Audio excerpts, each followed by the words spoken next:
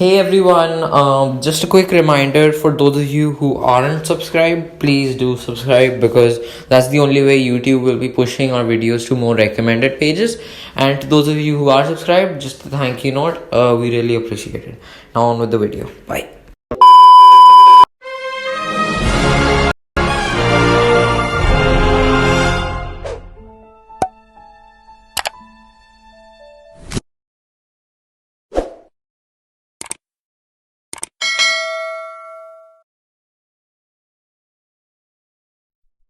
Hello everyone.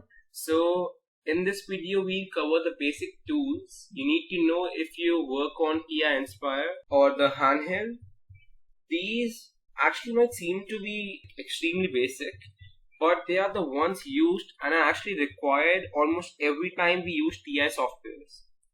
If you go on the home screen, the very first tab is for the calculator.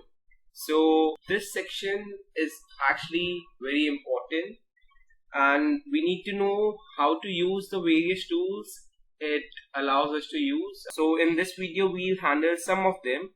We'll cover the rest of them in the later videos. So let's begin. Let's say I want to start with converting a fraction to a decimal. So let me get this, and I take it as, let's say, 297 divided by 1250. So I want it as decimal. So one simple way is by pressing Ctrl and then enter.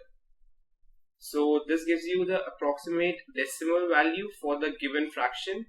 The other way is you go to menu, to, and then convert to decimal, which is 1. So you get this. So these are the two methods. Now let's say if your answer was initially in decimals.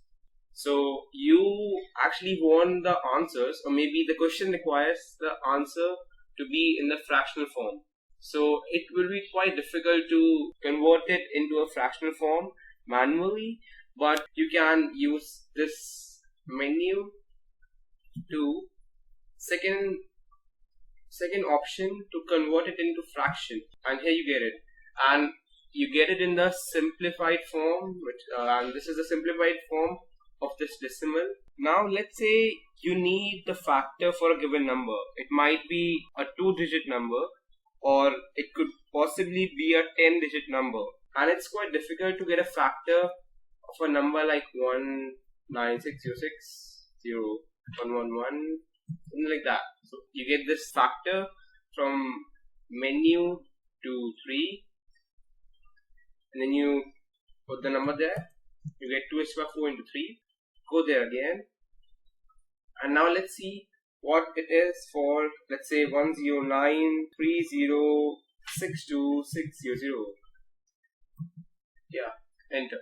So you can see it's 2 to the 3, 3 to the 5, and then 5 and 7 and 17. It's a very big factor. You can't really get it manually. So this function actually saves a lot of time. Now let's see how to get the LCM for two given numbers. Let's say 4 and 21. So you need the factor for these two numbers. So we go to menu, 2, and then LCM. We click 4, and then to separate the two different numbers, we put comma 21. Okay, that's 84. And by this you can easily now add two fractions, because you know what's the LCM for the two denominators. Now let's see how to get the HCF for two numbers. So you go to menu, 2 and 5, and now we will enter the two numbers. Let's say 18 and 117. Now let's see how to find the remainder when we divide two numbers, if they are like not completely divisible. So you go to menu 2 and 6 remainder. So you put the numbers. So 4. So now you know that 6174 is a multiple of 7, because if you divide this number by 7, you get 4 as the remainder. So subtracting 4 from this gives you a multiple of 7. How to solve simultaneous equations?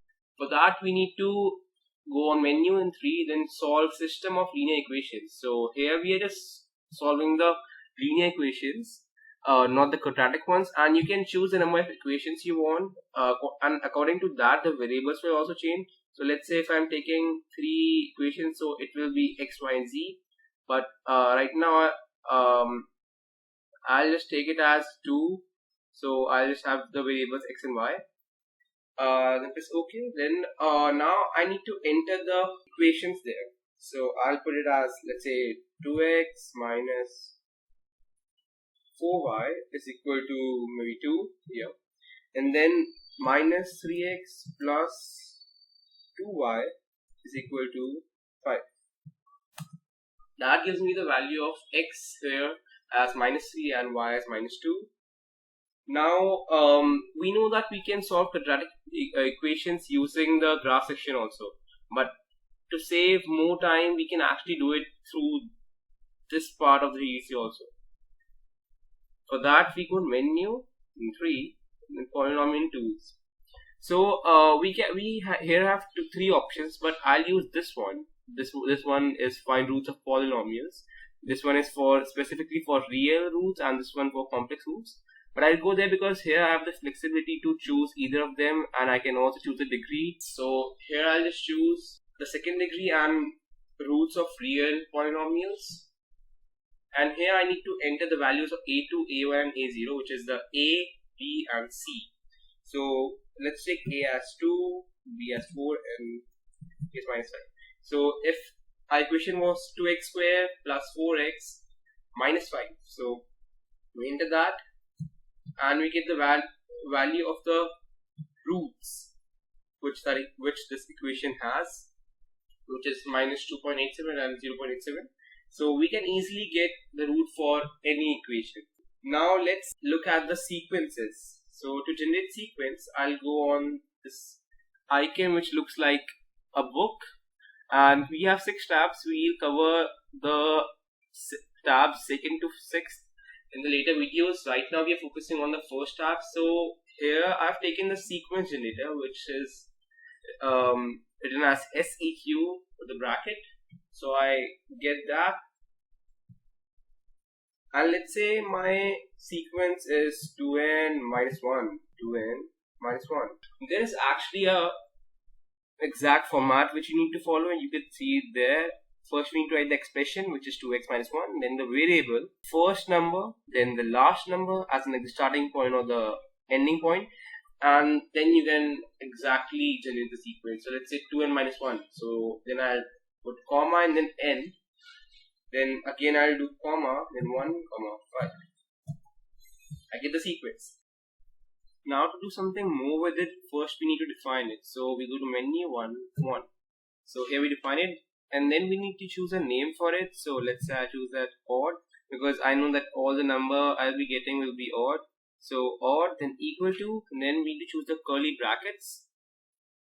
And I can simply write ANS to get all the values here, but I'll prefer it to be written manually because we just have 5 numbers, and if we write it manually we have the liberty to do much more things with it. Let's say doing the square of all the numbers or the square root. And yeah, okay, so I'll define the odd as 1, 3, 5, 7, 9. And now let's say I want to square all the numbers. So I'll write odd, then square.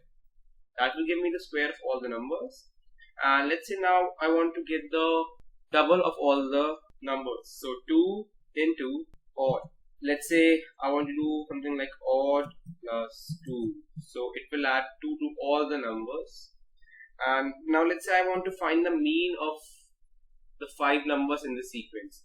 So I write mean, and then I write odd. So I get the mean, which is 5. If you want to get the sum of the numbers, you write sum and then odd. You get the sum. So these tools are actually helpful because you can easily get the mean, the sum, the median for the sequence, and it's a really easy way to get these stuff instead of doing it manually. Currently I've just shown a small set of numbers, but if you have like a large set, it is really helpful using these tools.